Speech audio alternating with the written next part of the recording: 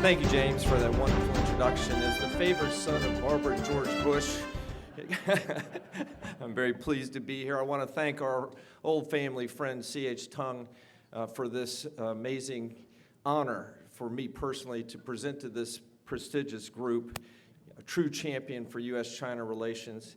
I want to thank the teams at CUSIF and CCIEE for being such generous hosts. A week ago, on July 2nd, I was in full vacation mode in Croatia.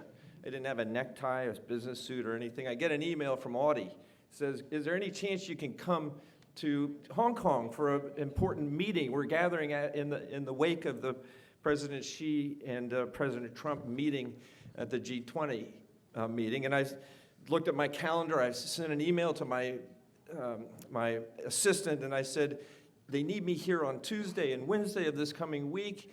And so I was arriving back in Houston on Sunday on my original schedule, and I have to be somewhere tonight. And so this is like the only two-day window possible for me to come here. The stars have aligned, but the fact that so many people, distinguished people, people that care deeply about this relationship, who are experts in this area, at first it's humbling for me to share the stage with you, but the fact that you've all come here so quickly, I agree with Clayton. It shows how deeply urgent and important this gathering is. I'm proud to be delivering messages, this speech as chairman of the George H.W. Bush Foundation for U.S.-China Relations, which is gearing up to do great work to carry out my father's legacy interests in closer ties between our two great countries, and which is run so ably by a real China expert, David Firestein, and we have a wonderful team. Throughout his amazing life, my father played important roles in shaping U.S. policy towards China. He often stated that the U.S.-China relationship was the most important bilateral relationship in the world. He had deep understanding of the cultural, political, and economic complexities vital to normalizing ties. So my views are largely shaped by my father's views, but they're also shaped by over 140 trips to China over the past 44 years.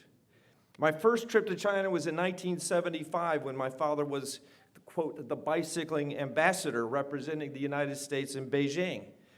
Now, this was a time towards the end of the Cultural Revolution where there were very few personal liberties. China was pretty much closed off to the West.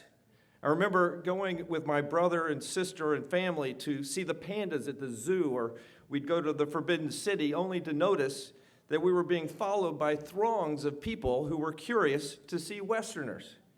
I've been back many times and have witnessed China's rise firsthand.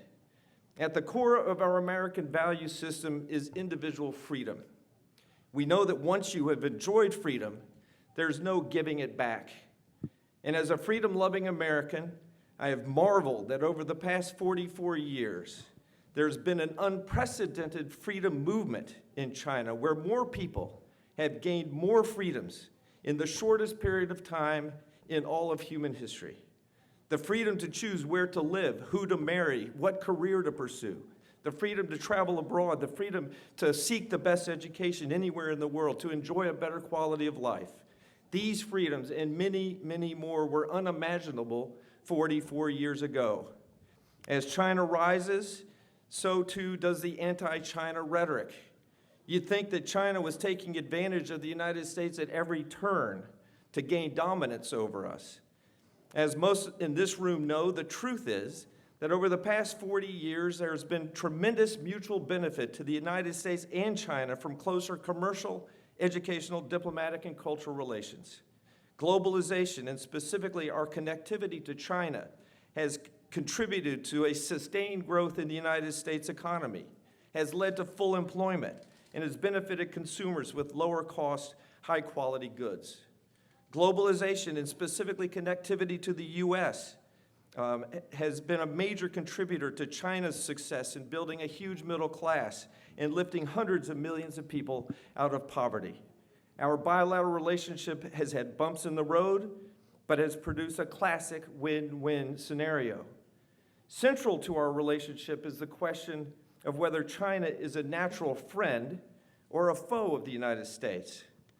My father, who fought in the Pacific in World War II, who lived in China for 15 months in the mid-70s, serving as our chief liaison officer, who worked with Chinese in the UN and as vice president and president, believed that China and the United States have historical roots for deep friendship. He believed there is more that unites us than divides us, and that the roots of our relationship today are deep enough to withstand the current typhoon-type winds that are blowing. And he was disturbed at the rising anti-China sentiment that had become so prominent towards the end of his life. So why the discord? Everyone in this room has a more studied reply to this question, and we've heard plenty of explanations yesterday. The very fact of China's economic rise is causing angst.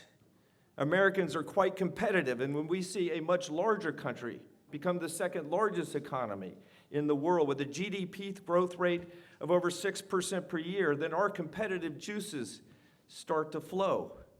Many who fear China position this as a competition, and they point to the trade deficit and suggest China is winning and we're losing.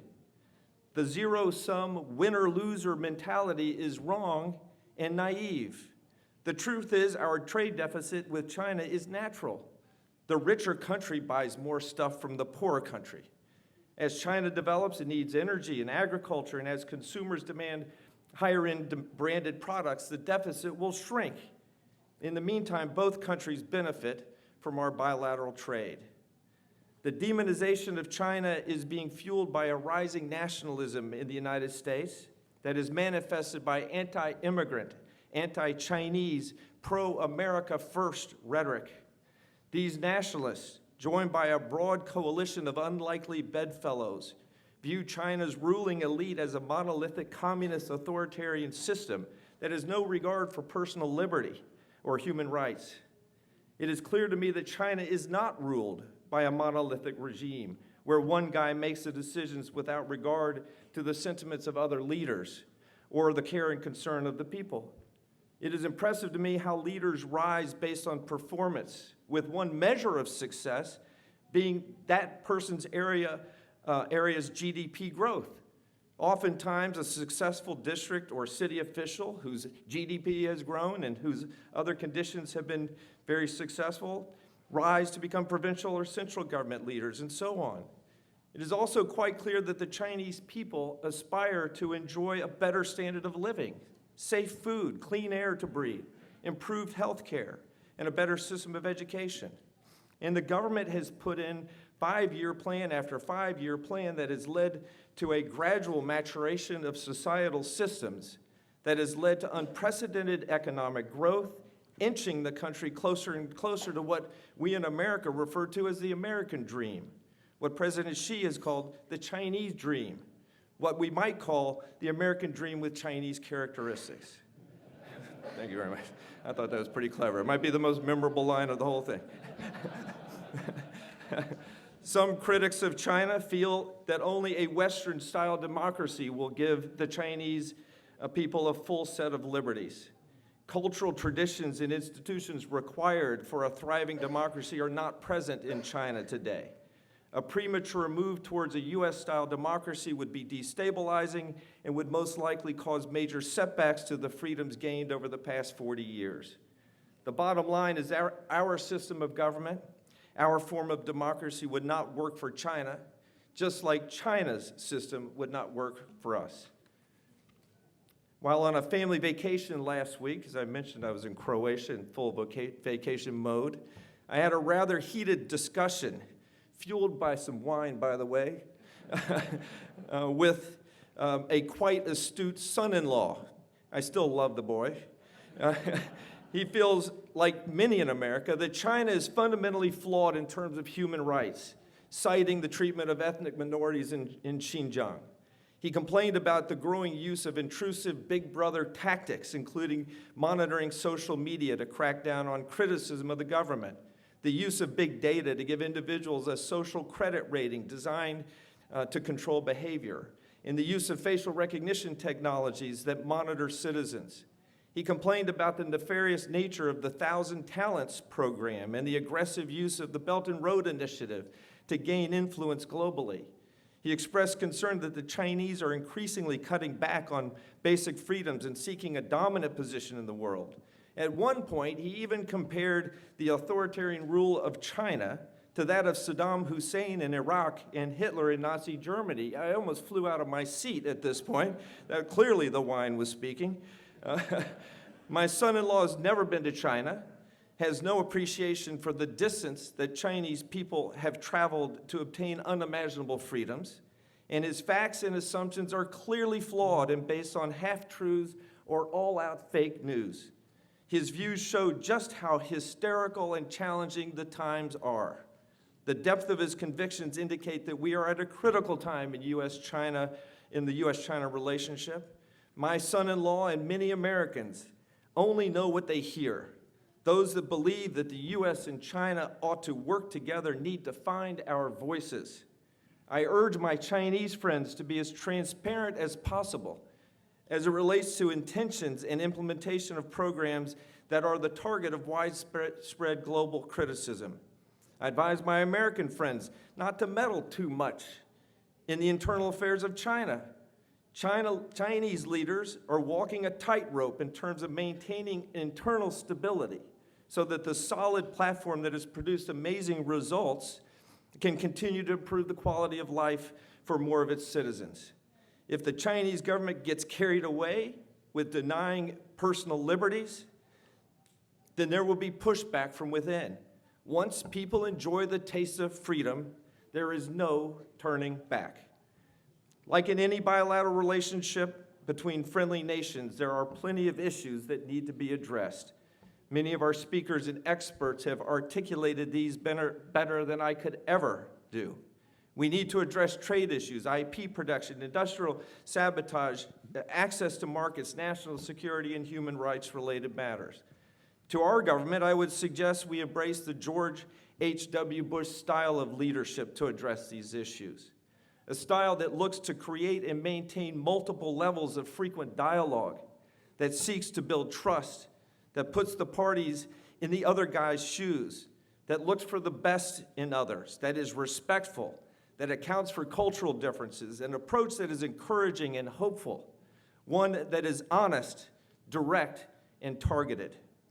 It has been frustrating as an American to see politicians use China as a political whipping boy and to see and hear one-sided anti-Chinese reports over recent years that disregard the fact that our bilateral relationship has benefited the U.S. tremendously in the past and still does.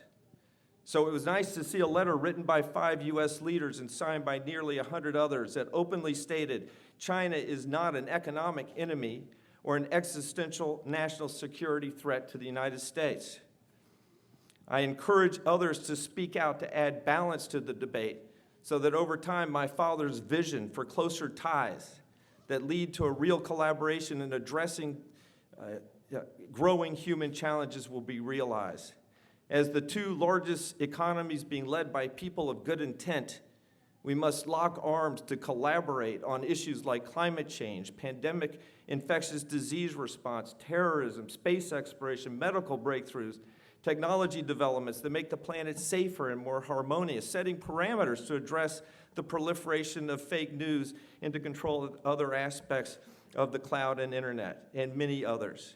Our closer commercial ties, the opening of our markets to Chinese companies and their markets to our companies will fuel a decade of high growth and prosperity that will lift people in both countries. Our close diplomatic and strategic ties will help humans address daunting challenges for a more peaceful and more sustainable life on Earth.